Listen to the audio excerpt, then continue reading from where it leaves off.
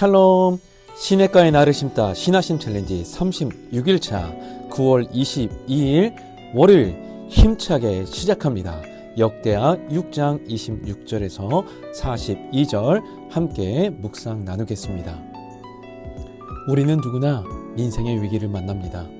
갑작스러운 가뭄처럼 모든 것이 메마를 때, 예기치 못한 질병과 재앙이 덮쳐올 때, 처참한 실패와 절망의 순간들, 그런 위기 앞에서 우리는 무엇을 해야 할까요? 어디로 가야 할까요? 오늘 솔로몬은 성전 봉헌의 기도 속에서 이스라엘이 앞으로 겪게 될 모든 위기들을 단 하나의 영적 매뉴얼로 우리에게 제시합니다. 그리고 그 중심에는 성전, 오늘날 우리에게 그 교회가 있다는 것을 가르쳐 주고 있습니다. 솔로몬의 기도가 향하는 방향은 분명했습니다. 바로 성전의 역할, 그 정체성이 무엇이 되어야 하는지였습니다. 그의 기도 속에는 이곳을 향하여 기도하거든 이라는 표현이 반복됩니다. 본래 제사를 위해 구별된 장소였던 성전이 이제 이스라엘 백성이 삶의 모든 위기와 문제 속에서 하나님의 은혜를 구하는 기도하는 집이 되기를 간구한 것입니다. 여러분에게 교회는 어떤 곳입니까? 예수님께서 이렇게 말씀하셨습니다. 마가복음 11장 17절에 내 집은 만민이 기도하는 집이라. 교회는 모든 문제를 가지고 죄로 인한 고난과 어려움 속에서 하나님의 은혜를 구하는 곳입니다. 오늘 여러분의 위기를 가지고 나올 기도의 자리가 바로 여기에 있습니다. 그런데 솔로몬의 기도는 단순히 성전에 와서 기도하면 됩니다라고 말하지 않습니다. 그는 우리가 누구에게 기도하는지를 분명히 보여줍니다.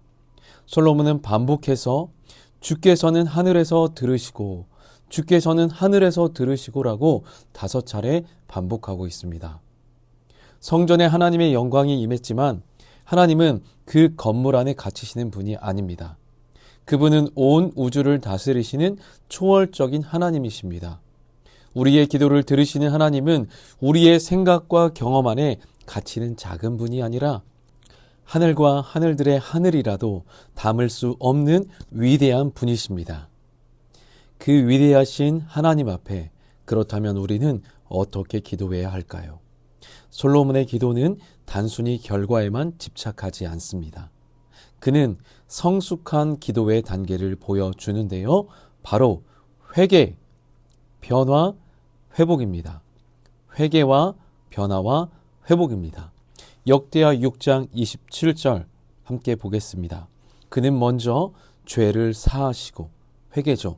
이어서 마땅히 행할 선한 길을 가르쳐 주시옵소서. 변화를 요구합니다. 그리고 마지막으로 주의 땅에 비를 내리시옵소서. 회복을 기도합니다. 우리의 기도는 종종 문제 해결이라는 결과에만 집중할 때가 많습니다. 하지만 하나님께서 정말 원하시는 것은 위기를 통해서 우리가 마땅히 행할 길로 돌아오는 것. 나의 뜻에서 하나님의 뜻으로 우리의 중심이 성숙해지는 것입니다. 그렇다면 여러분, 우리의 신앙이 성숙해졌다는 가장 분명한 증거는 무엇일까요? 바로 나의 문제와 나의 필요를 넘어서 나를 향한 하나님의 뜻이 다른 사람을 향해 흘러가는 것을 보기 시작하는 것입니다.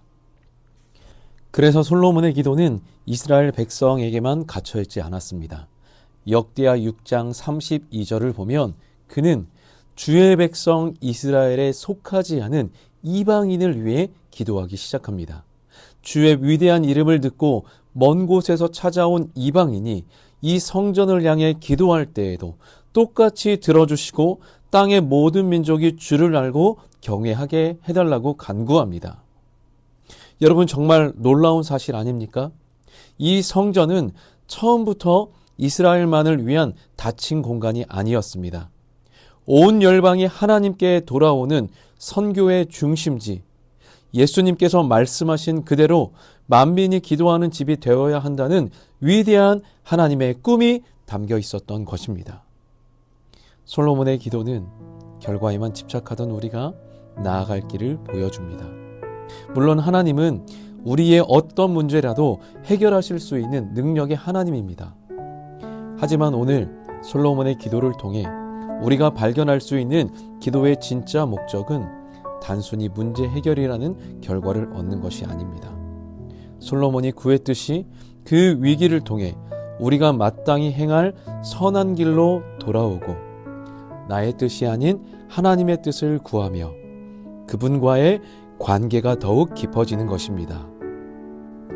그리고 이 관계로 나아갈 수 있는 유일한 길이 바로 오늘 우리의 참된 성전이신 예수 그리스도이십니다.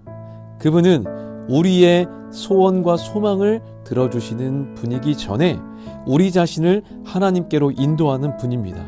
그렇기에 우리는 예수님의 이름으로 어떤 상황 속에서도 하나님 앞에 나아갈 수 있는 그 관계, 그 특권을 얻었습니다. 그렇다면 우리는 그 특권을 어떻게 더 풍성하게 누릴 수 있을까요? 우리는 언제 어디서든 기도할 수 있지만 때때로 우리의 시선이 자꾸 문제와 결과에만 묶일 때가 있습니다. 그럴 때 우리가 함께 모여 기도하는 교회에서 서로를 위해 기도하고 간구하며 하나님께 나아가는 그 관계로 나아가 보는 것은 어떨까요? 결국 인생의 위기는 하나님께 이것 좀 해결해 주세요 라고 요구할 기회가 아니라 이 일을 통해 하나님은 저에게 무엇을 원하십니까? 라고 물으며 그분과의 관계를 회복할 수 있는 절호의 기회입니다.